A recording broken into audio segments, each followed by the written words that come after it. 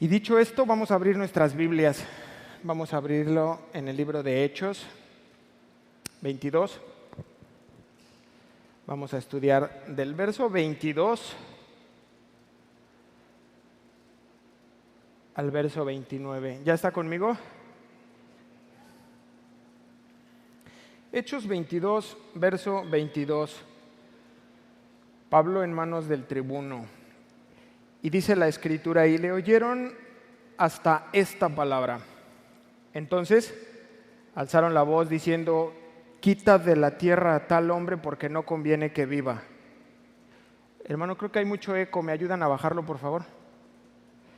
Porque no conviene que viva. Verso 23, y como ellos gritaban y arrojaban sus ropas y lanzaban polvo al aire, mandó el tribuno que le manifestasen en la fortaleza y ordenó que fuese examinado con azotes, para saber por qué causa clamaban así contra él. Verso 25, pero cuando le ataron con correas, Pablo dijo al centurión que estaba presente y le hace una pregunta, ¿os es lícito azotar a un ciudadano romano sin haber sido condenado? Cuando el centurión oyó esto, fue y dio aviso al tribuno diciendo, ¿qué vas a hacer? Porque este hombre es ciudadano romano. Vino el tribuno y le dijo, dime, ¿eres tú ciudadano romano? Él dijo, sí. Respondió el tribuno, yo con gran suma adquirí esta ciudadanía. Entonces Pablo dijo, pero yo lo soy de nacimiento. Así que luego se apartaron de él los que le iban a dar tormento y aún el tribuno, al saber que era ciudadano romano, también tuvo temor por haberle atado. Y hasta aquí nos vamos a quedar el día de hoy. Acompáñeme a orar, por favor. Señor, te damos muchas gracias por este día. Dios Padre, gracias por tu misericordia, por permitirnos estar reunidos como una iglesia. Y en esa unidad, hoy levantamos nuestra mirada hacia ti, Señor, nuestra oración, para pedirte por tu nombre, por el nombre de tu Hijo Jesús, que hables a nuestra vida, que tan solo un versículo que podamos oír de tus labios, Señor, puede transformar nuestro interior, puede darnos la respuesta, puede darnos luz, puede traer claridad, puede traer calma a nuestro atribulado corazón. Por eso nos presentamos delante de ti y pedimos tu ayuda. Pedimos la presencia de tu Espíritu Santo para ministrar nuestra vida. Abrimos el corazón a ti, Señor, y nos disponemos a escuchar tu voz en el nombre precioso de Jesús. Amén y amén. El libro de los Hechos está compuesto de 28 capítulos. El día de hoy, pues prácticamente vamos a terminar el capítulo 22 y quiero decir que ya huele a final. Y debo confesarles que me da pues algo de nostalgia. Pero bueno, por encima de mi emoción, quiero pedirles por favor que estén orando para que Dios nos guíe hacia qué libro vamos a comenzar nuestra nueva serie. No es pronto, pero les pido que estemos orando por ello. Y la semana pasada estudiamos la porción en la que Pablo es llevado preso y lo llevan a la fortaleza como consecuencia de un desorden que se hace afuera del templo. Estaban ya los judíos completamente desbordados de sus emociones contra Pablo. Y entonces vimos cómo llega el comandante, que sabemos ya que se llama Claudio Lisias. Y entonces al ver todo esto, ver que no va a poder meter orden, mejor lo saca de ahí, lo cargan y lo sacan. Estando en la fortaleza, apenas tiene Pablo una oportunidad de cruzar una palabra con él. Si recuerdas, Pablo le habla en griego y lo que le dice es que si le daba permiso de hablar. Y en cuanto Claudio le dice que sí, pues él ya se voltea y se empieza a dirigir a los judíos en hebreo en arameo, y empieza su defensa, empieza su exposición, su predicación, como quiera llamarle. Y aprendimos 3 puntos bien importantes, que eran el trasfondo de Pablo, específicamente dentro del versículo 3, cuando les dice, como hoy lo sois todos vosotros. O sea que les dice, a ver, yo me identifico con ustedes, también soy judío, fui instruido a los pies de Gamaliel, o sea, conozco ese celo que tienen todos ustedes por la ley y por Dios, o sea, no me es ajeno. Después de eso, el segundo punto fue cómo él testifica sobre esa transformación que se da en su vida en el versículo 14, hablando un poco de lo que le dice a Ananías, y es el Dios de nuestros padres. Vimos cómo no es algo que uno decida, que a veces nos equivocamos y nos creemos más listos que los demás, pero que es algo que viene finalmente de parte de Dios y para la gloria de Dios. Y el tercer punto fue su llamamiento. Con eso cerramos. El llamamiento o ministerio de Pablo. En el versículo 21 terminamos leyendo, ve, porque yo te enviaré lejos a los gentiles, le dice.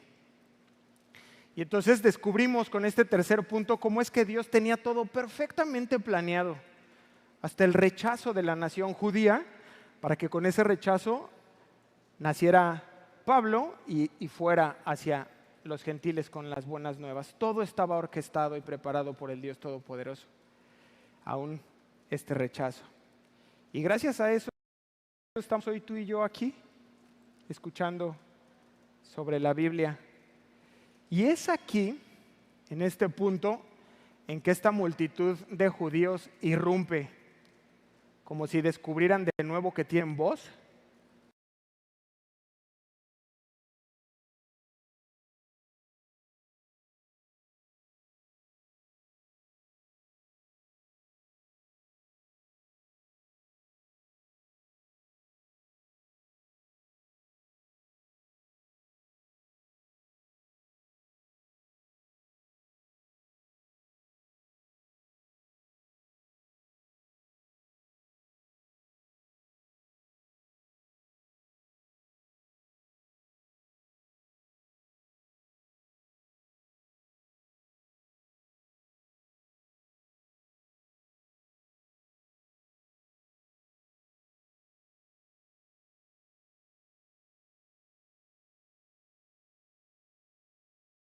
O sea, como le oyeron todo este mensaje y en ese momento estallan.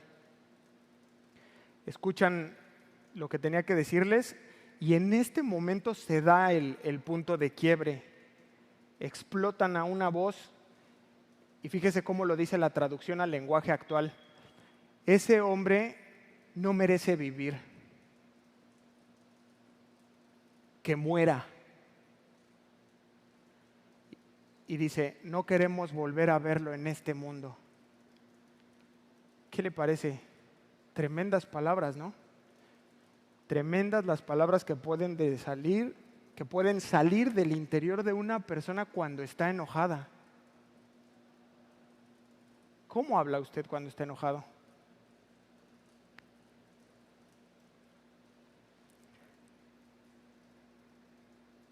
¿Hay dominio propio? ¿O le da rienda suelta a la boca? Y a veces es peor. Con los hijos a veces es mejor una buena vara, que no debe ser administrada con ira, por cierto. A veces no, a veces decimos cosas mucho más cortantes. Le dejo de tarea que lea Santiago, capítulo 3. La lengua es delicadísimo, ¿no? Y con esa bendecimos, pero también podemos maldecir grandemente a una persona con nuestras palabras. Y este grupo de judíos está encendido. No sabemos si fue todo el mensaje o fue cuando les dice que era misionero, era enviado para predicar a los gentiles, pero salen estas palabras tremendas de su boca. Y la pregunta entonces es, ¿por qué se molestaron tanto? ¿Qué les enfurecía tanto? Estos judíos Se encienden y es bien importante entender por qué. Porque según la forma de pensar de estos judíos, el proselitismo como tal, o sea, convertir a gentiles en judíos, les parecía bien, no les molestaba, pero no les parecía correcto el evangelismo. O sea, el convertir a gentiles en cristianos sin que pasaran antes por ser judíos, eso no les agradaba. Lo consideraron una abominación, porque para ellos era prácticamente como decir, judíos y gentiles son iguales. No, no, ¿cómo crees? Era como, no, no es así, no lo creemos, no lo aceptamos y entonces, o sea, ¿son iguales ante los ojos de Dios? No, no lo aceptaban. ¿Y pueden venir a Dios bajo los mismos términos? Dice Pablo, sí. Y entonces ellos, era como, no es posible. O sea, no el Dios que nosotros conocemos. Y entonces por eso se encendían. Y la aplicación para nosotros hoy es que después de 2000 años, muchos de nosotros actuamos de la misma manera. Y anteponemos nuestra experiencia o el criterio personal para validar si un cristiano es un verdadero cristiano o es un falso creyente. ¿Cierto o no? Tengo aquí unos ejemplos. Estás platicando con alguien y le dices, oye, ¿y tú lloraste cuando te convertiste? No, pues no eres nacido de nuevo. O le dices, ¿fuiste a un encuentro? Reencuentro, posencuentro, mega encuentro y todo eso. Y te dice, no, falso cristiano. Oye, ¿vomitaste cuando te liberaron? Te dice, no, eres un lobo entre corderitos. ¿No? Y anteponemos nuestra experiencia, como yo sí lloré mucho, como yo sí fui a 19 encuentros, como yo estuve vomitando media hora, si no se cumple con esos requisitos, no eres creyente. Y era un poco lo que estaba pasando con este pueblo judío. Ellos dicen, a ver, no, o sea, mientras tú traigas gentiles al judaísmo, lo aceptamos, pero que digas que puede ir a Cristo un gentil y un judío igual y que es lo mismo, no lo aceptamos. Y nos cuesta entender y aceptar los términos que ¿quién estableció? Dios. Dios estableció los términos.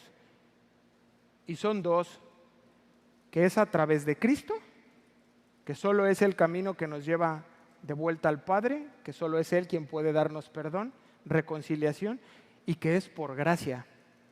Esos son los términos. Y no los estableció Pablo, no los establecieron los judíos, no los establezco yo. Están establecidos en la Biblia y los estableció Dios. No es por obras, es por gracia. Y era con lo que ellos le batallaban mucho, les costaba mucho. Y Dios dice, no, es por gracia. Para cualquier persona, de cualquier raza, de cualquier nación, está al alcance de todos. Entonces no se pierda, sino tenga vida eterna en Cristo Jesús. Punto final. No hay nada que añadir a eso y no podemos cambiarlo. Pero esta verdad les parecía inaceptable. Y es importante que no perdamos de vista dos puntos, hermanos, que comentamos la semana pasada. Número uno, Pablo les dejó muy en claro, soy uno de ustedes. Soy uno de ustedes. Soy un judío fiel, no solo de nacimiento, sino que fui educado bajo la instrucción de Gamaliel. Y hasta este momento, les dice Pablo, sigo siendo judío, soy judío, igual que ustedes. El Dios de nuestros padres es mi Dios también. No me he apartado de esa fe, ni mucho menos he caído en apostasía, les está diciendo Pablo, sino que esto que trato de compartirles es la continuidad de aquello.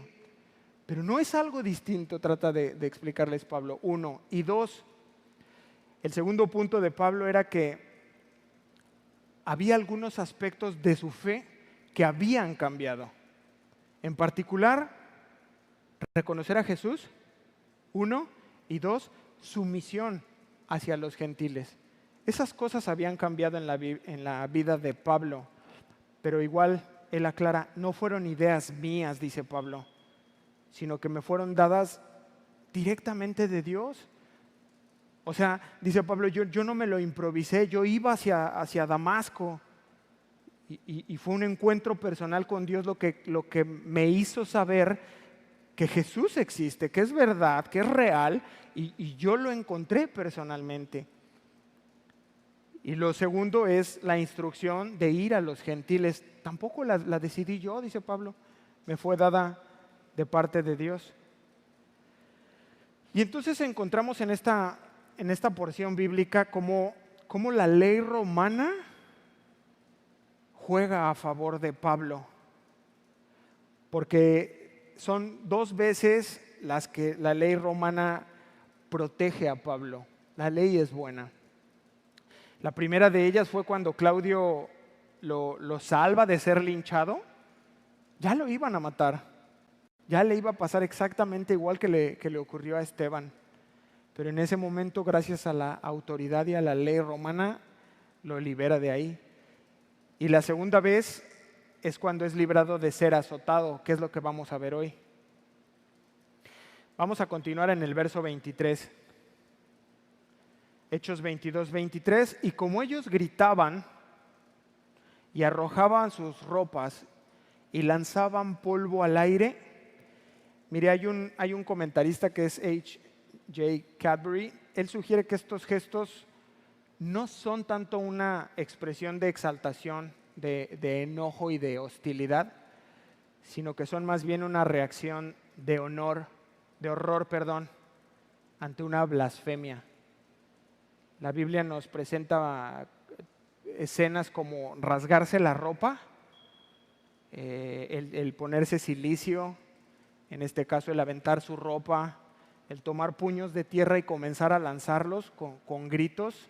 Dice este comentarista que son más bien reacciones de horror ante una blasfemia. Pero específicamente el lanzar polvo al aire era una expresión de furia. Lo hacían los hebreos. Y esto significaba que estaban listos para apedrearlo. Si tú estabas en medio de una turba y comenzaban a lanzar polvo, lo que seguía era que te lapidaran, que te apedrearan. Pero el comandante evita que esto suceda, echa mano de Pablo y pone orden. Versículo 24, mandó el tribuno que le metiesen en la fortaleza y ordenó que fuese examinado con azotes para saber por qué causa clamaban así contra él. A ver, aquí hay algo importante, y es que debemos recordar que el tribuno, o sea, Claudio Lisias, no había entendido nada. Por eso le sorprende un poco lo que mira, porque si recordamos, lo encuentra en las gradas, en griego, muy fluido, le dice, oye, ¿se me permite hablar con ellos? Y él le dice, sí, adelante.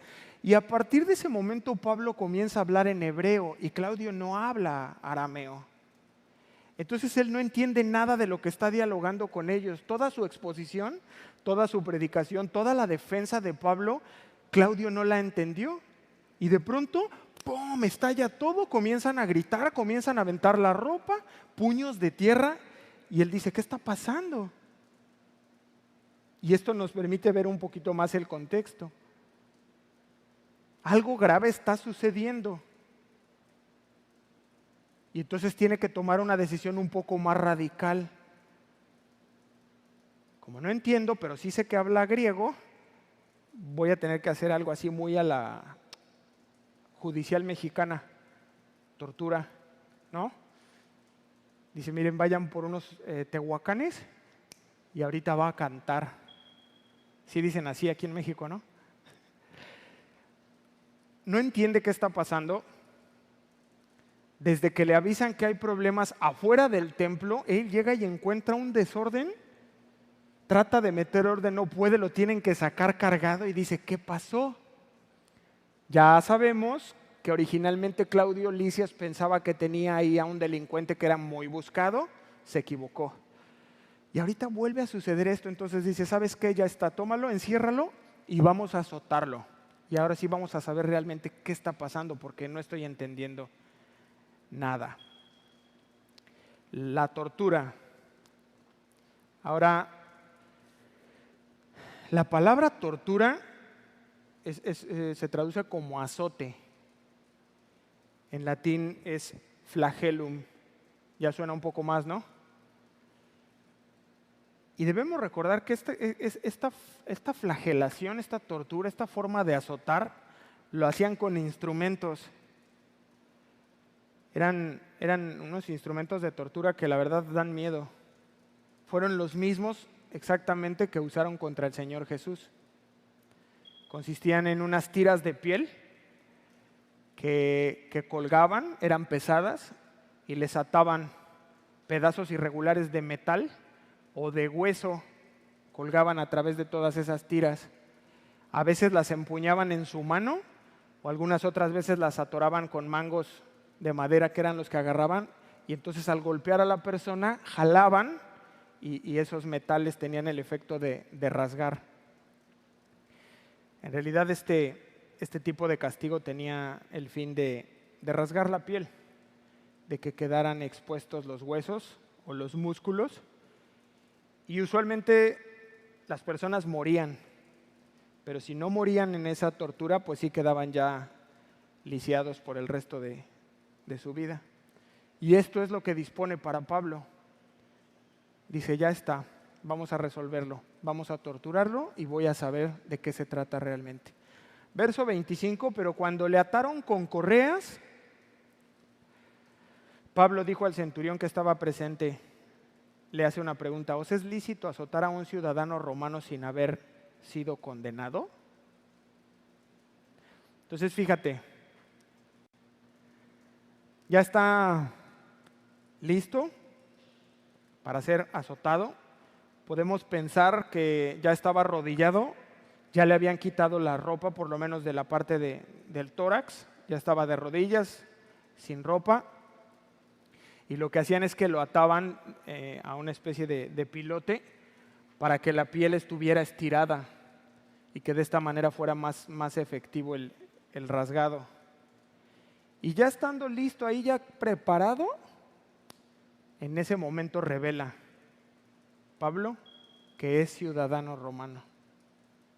Y hay una primera aplicación en esta porción bíblica, y es que el apóstol permanece en calma. Tú y yo no encontramos a Pablo gritándoles groserías, no encontramos a un Pablo levantando la voz, tratando de defenderse, porque a ver, la situación es difícil, no está sencillo. Todo lo que está sucediendo lo tienen listo para molerlo a golpes. ¿Y sabe qué? Nosotros los cristianos somos muy reactivos. Ante la más mínima provocación, ¡pum!, no esperamos a ser defendidos por Dios. Piénselo.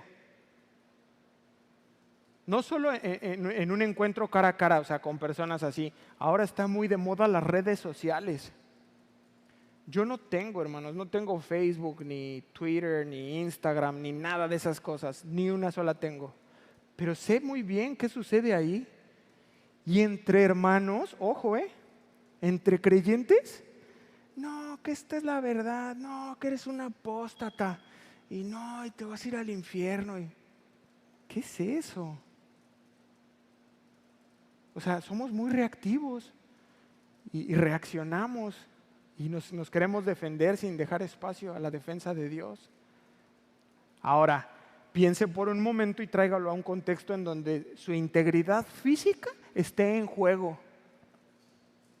Yo no sé usted, pero siendo muy honesto, yo tiro patadas. 2, 3 puños a quien le caigan, unas mordidas, o sea, sí, esa es la verdad. ¿Y cómo vemos a Pablo? Calmado, controlado por el Espíritu. Le quitan la ropa, él está ahí y espera, y espera, y espera, y espera. Y no se defiende él. Y yo pensaba ayer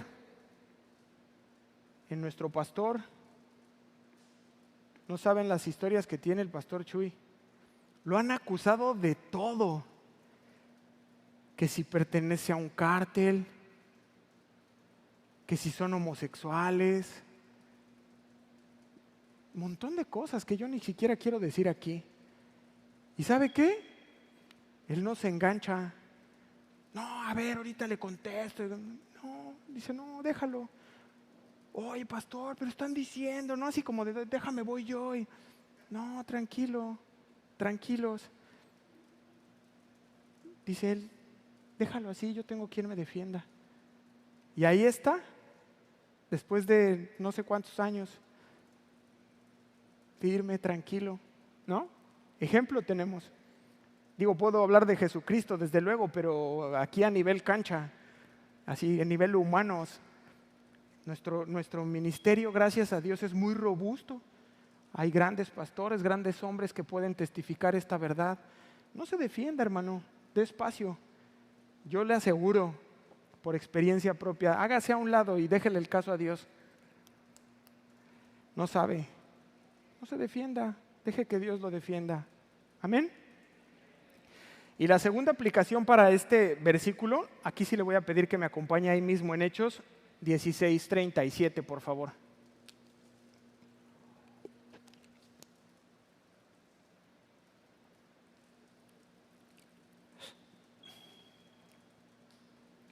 Estábamos muy cerca. ¿Ya está conmigo? Hechos capítulo 16, verso 37, vamos a ir hasta el 39. Pero Pablo les dijo, después de azotarnos públicamente sin sentencia judicial, siendo ciudadanos romanos, nos echaron en la cárcel. Y hace una pregunta, ¿y ahora nos echan encubiertamente? No, dice Pablo, por cierto, si no vengan ellos mismos a sacarnos. Verso 38, y los alguaciles hicieron saber estas palabras a los magistrados, los cuales tuvieron miedo al oír que eran ciudadanos romanos, y viendo les rogaron, y sacándolos les pidieron que salieran de la ciudad. ¿Se acuerda de esta porción? Ya la habíamos estudiado. Estas son las únicas 2 veces que Pablo echa mano de su ciudadanía romana. Pero ¿cuál es la aplicación? Pablo no se jactaba ni de ser romano, ni de ser judío, ni de ser nada. Él era un cristiano. Pero llegado el punto, él echaba mano de esas cosas. Por ejemplo, tú puedes hablar varios idiomas, ¿no? Puedes tener muchos estudios. Y no deberías estar presentando tus diplomas, ¿no? Como, no, tengo esto, aquello, que en realidad eso lo único que alimenta es tu orgullo. Pero llegado el momento, tú puedes tener un encuentro con un ateo o varios, es más, con creyentes que están bien preparados, y entonces es el momento en donde tú tienes que echar mano. Si está hablando a lo mejor en francés, y tú echas mano de aquello, de esa especialidad que tú tienes, que estudiaste tantos años, y entonces echas mano de ello. Y esto es lo que encontramos aquí a Pablo. Llegado el momento indicado, él echa mano de esta parte de ser romano. Cuando estuvo en Filipos, no dijo nada. Lo azotaron, lo encarcelaron y lo encadenaron. Eran 3 faltas. Y él no dice nada, sino cuando, en el momento adecuado. Cuando ya llegan y le dicen los magistrados que se salgan allá por la puerta chica. Y él dice, no, momento, somos ciudadanos romanos. Y se violaron nuestros derechos y nos vamos a ir hasta que ellos vengan personalmente y nos pidan. Ya lo estudiamos, pero esa es una forma y aquí es otra. Aquí al revés, aquí antes de que suceda, él ya ve los metales colgando, ya está ahí puesto y dice, oye, espérate. ¿O sea, es lícito? O sea, le dice, espérame, soy ciudadano romano. Fíjense los diferentes escenarios, pero en ambos casos es su ciudadanía romana, pero esa sabiduría de parte de Dios, de cuándo echar mano, de cuándo es vano que tú estés diciendo, no, tú no sabes, pero yo he hecho esto, he hecho aquello, tengo esto, tengo aquello. Y llegado el momento, en un escenario lo hizo después de que ocurrió, y en el otro escenario ahorita, antes de que le peguen una paliza, habla de su ciudadanía romana. ¿Sí estamos aprendiendo algo? Y es que la ley romana eximía a sus ciudadanos de ser azotados. Entonces esto ya nos va poniendo sobre otro escenario. Las leyes romanas protegían a los ciudadanos romanos. Y ojo, las leyes romanas habían sido escritas antes de la era apostólica. Entonces esas leyes ya existían. Y ahora los apóstoles tenían que ajustarse a todas estas leyes de las provincias romanas. Y entonces Pablo, llegado el momento, invoca estas leyes para protegerse. Además, estaban cometiendo una doble infracción. La primera es que no había habido un juicio. Primero se tenía que haber hecho un juicio, no se hizo y entonces es como, aquí está mal tu proceso. 1. Y 2, los azotes eran posteriores al juicio. Entonces no había ni juicio y ya lo iban a azotar. Y él saca esto a la luz. Vamos a continuar, verso 26. Hechos 22, 26. Cuando Claudio Lisias oyó esto, no es cierto, perdón, es el centurión. Cuando el centurión oyó esto, fue y le dio aviso al tribuno. Ahí sí, es Claudio. Le da aviso a Claudio diciendo, le hace una pregunta, ¿qué vas a hacer?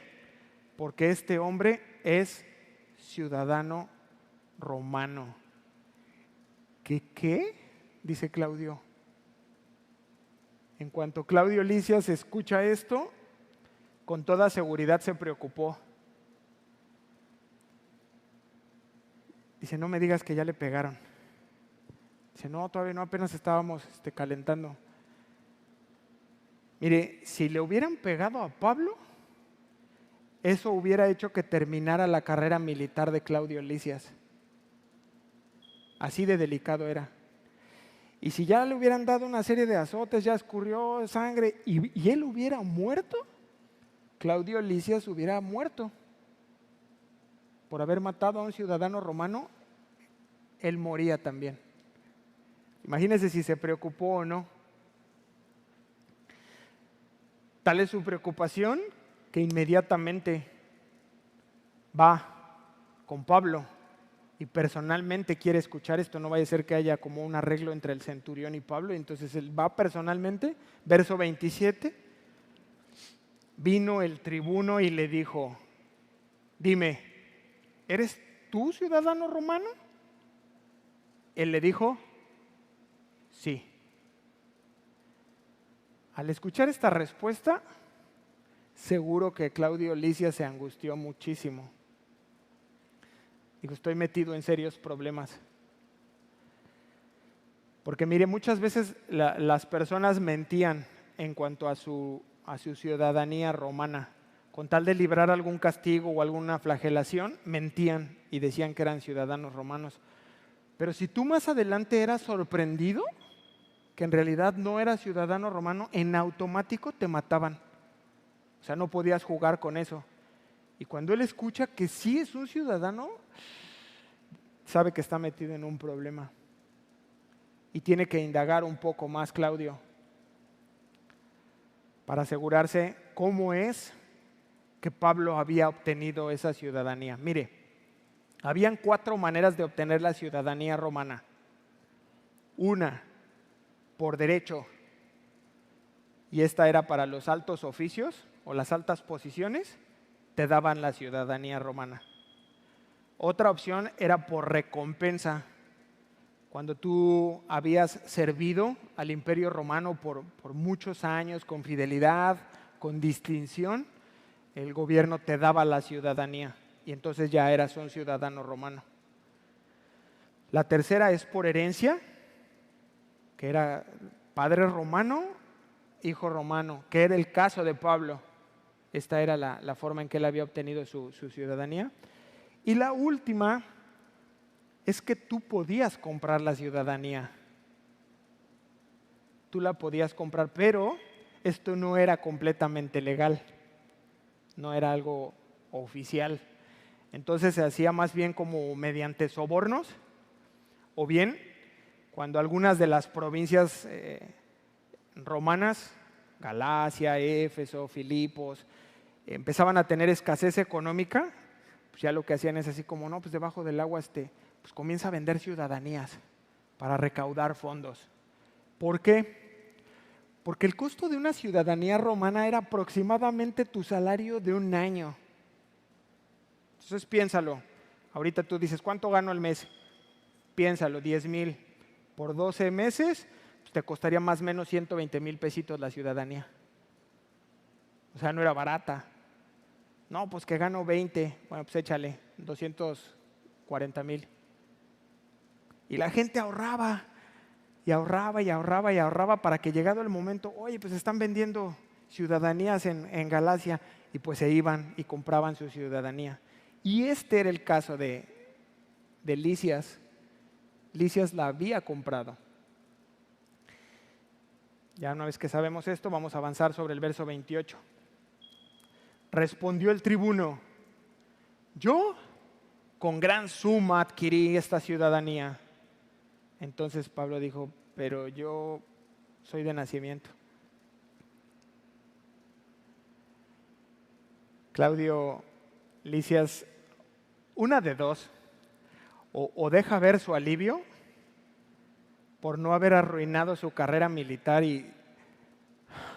o más bien está siendo sarcástico, como de pues a mí me costó muchísimo dinero y ahora pues por lo que veo las están dando ya muy baratas, ¿no? Que hasta tú te compraste una. Cualquiera de los dos escenarios pueden ser. Pero el punto importante es que el apóstol Pablo una vez más tiene calma. Él está calmado, él está tranquilo. Y le dice, llega la respuesta y le dice con calma, pero yo lo soy de nacimiento. Una vez más, el tribuno se había equivocado, juzgó mal la situación. Y verso 29, así que luego se apartaron de él los que iban a dar tormento. Y aún, ¿quién? El tribuno. Al saber que era ciudadano romano, también tuvo temor por haberle atado. Hasta este punto, Claudio Lisias ya no tiene dudas, ya le queda claro al menos esa situación. Y no nos dice Lucas, pero seguramente hace una señal, les dice así como váyanse, o algo les hace saber, porque los que iban a golpear a Pablo se salen de la escena. Y lo que sí sabemos es que Claudio Lisias tiene miedo. Tiene miedo porque lo ató en el pilote ese para azotarlo. Y esto también era una violación a los derechos de un ciudadano romano.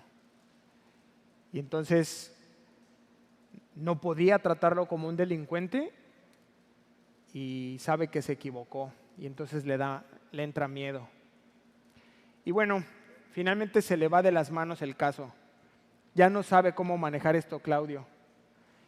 Y entonces lo que va a hacer es que les va a devolver a Pablo a los judíos. Ya no entiende mucho y lo que sí sabe es estoy metido en un problema. Traté de resolverlo, pero no resolví nada y al final tengo un problema. Y entonces la siguiente semana vamos a estar estudiando cómo es que Claudio Lisias lo entrega al Sanedrín. Es que no, pues, ustedes resuélvanlo y se los entrega. Conclusión. Podemos aprender de Pablo cómo enfrentar estas situaciones difíciles. Pueden llegar a nuestras vidas, hermanos. Y aún en medio de esas dificultades, de esas situaciones tan complicadas, de tanto estrés, agitación, agresión, poder testificar de Cristo.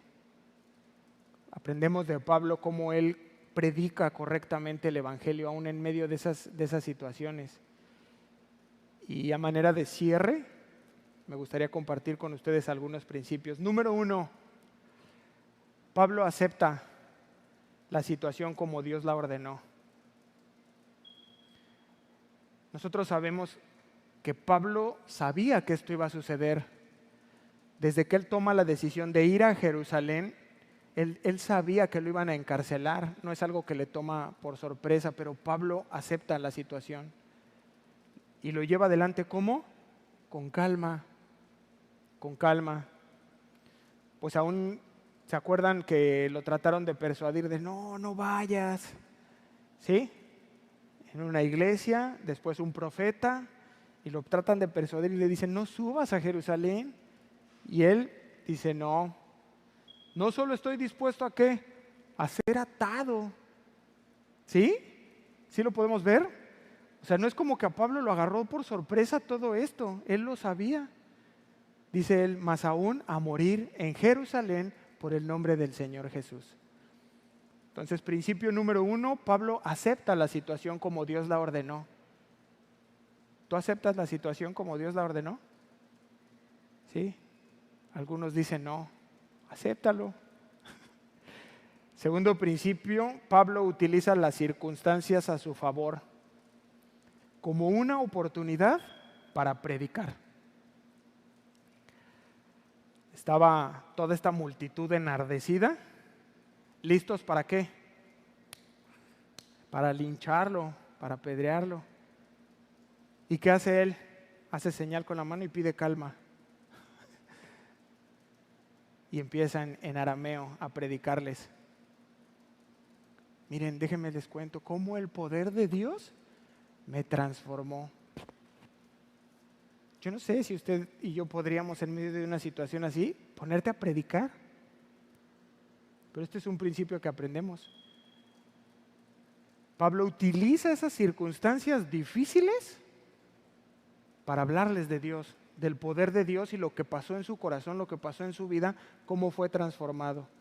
3, Pablo es un reconciliador con sus perseguidores. Tal vez cualquiera de nosotros habríamos gritado, tal vez no, pero sí habríamos abrigado algún resentimiento, ¿verdad? Hoy no le dije nada, pero aquí lo traigo. O de plano sí habríamos tirado un par de golpes. Pero encontramos a Pablo calmado y muy congruente con lo que más tarde escribe a los romanos. En su capítulo 12, verso 14, dice, bendecid a los que os persiguen. Bendecid y no maldigáis. Vaya si tiene autoridad Pablo para decirlo, ¿no? Esto lo escribió después a Romanos 12, 14. Pero aquí lo estaba viviendo, por eso después pudo escribirlo con autoridad. Pablo es un reconciliador de sus perseguidores, no les guarda resentimientos, no tiene nada contra ellos, no es personal. Y podemos mirar a un Pablo tan parecido a Jesucristo.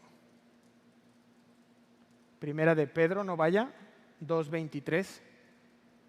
Está hablando del Señor y dice, quien cuando lo maldecían, no respondía con maldición.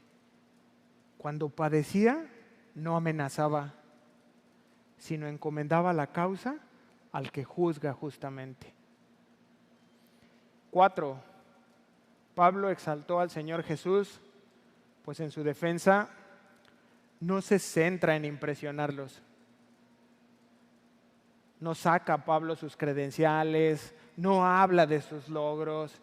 Mire, no, lo que ocurrió en mi primer viaje, en mi segundo viaje, no, yo soy de la tribu de Benjamín, No. Pablo en todo tiempo lo que hace es exaltar al Señor Jesús. Y escribe después en 1 Corintios 1:31, para que, como está escrito, el que se gloría, gloríese en el Señor. Y por último, y lo más importante, es que Pablo se mantuvo firme. Y claro, ¿en qué? En el amor.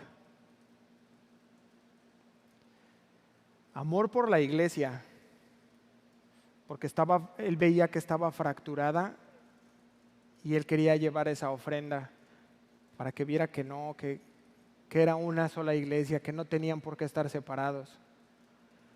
Amor por sus hermanos más débiles, cuando decide ir a cumplir ese voto que le había dicho Jacobo que hiciera. Amor por los judíos, que como los quería y sabía que no eran salvos, que perseguían la ley como una meta final y no como un medio que los llevara a Jesucristo. Y amor por un Dios que fue su motor para amar a las personas y hacer todo lo que estaba haciendo solo por amor a Dios, por cumplir la voluntad de Dios. Y cierro con esto. Si tú y yo tenemos este tipo de amor, tú puedes estar seguro que vas a poder dar testimonio en la situación más difícil de tu vida. Tú vas a poder dar testimonio. Vas a poder predicar. Vas a poder hablar de Jesús si tienes este amor. Amén. Vamos a ponernos de pie para terminar.